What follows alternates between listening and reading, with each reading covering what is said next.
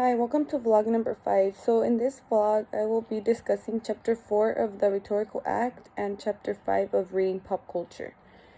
So in Reading Pop Culture, chapter 5, the essay that I'm going to discuss first is the one called Television Addiction is No Mere Metaphor, written by Robert Kuby and Mihaly Csikszentmihalyi. I'm not sure how to say the name, sorry, but it's written by Mihaly and Robert Kuby.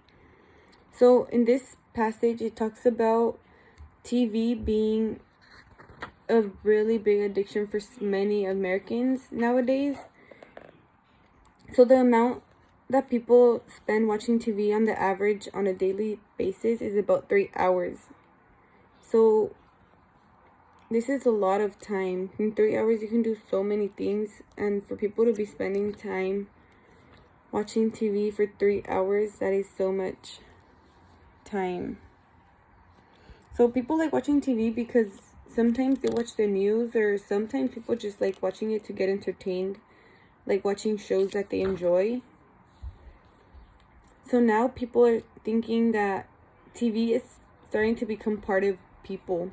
So without TV, they wouldn't be the same as they are today with the TV.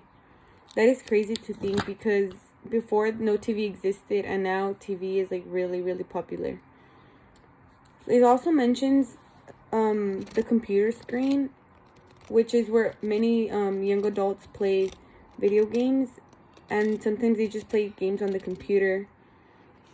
For example, like I know that you can play like the video game called Fortnite, which is what a lot of kids are playing nowadays, because I have little cousins and they play it on their computer, and it's crazy because they spend most of their time just on the screen. For another passage that I read, it's called Girls, Girls, Girls, written by Roxane Gay. And in this passage, it basically talks about a TV show that the author watched when she was in her 20s.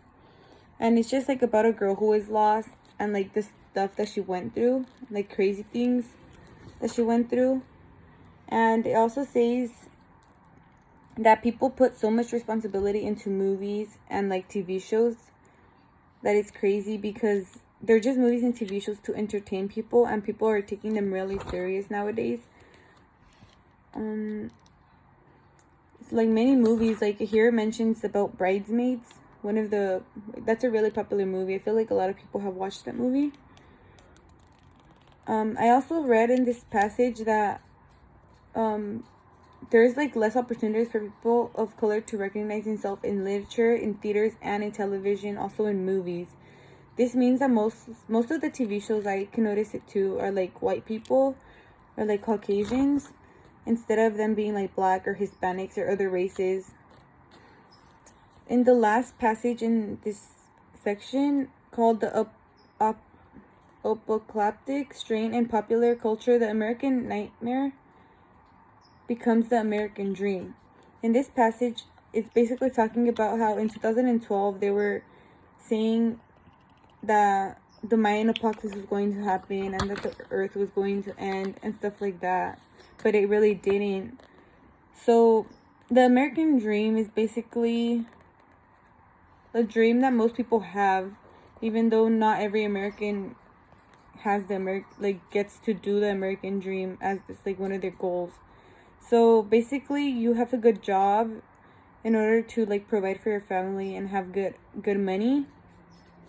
Also, like, you're healthy, you have like kids, a good family. Basically, you have like all the necessary things to live, but you have more than that. So you have more than what you actually need to be happy for yourself. And in chapter 4 of the Rhetorical Act, it basically talks about like evidence and like resources that you can use to provide evidence when you're like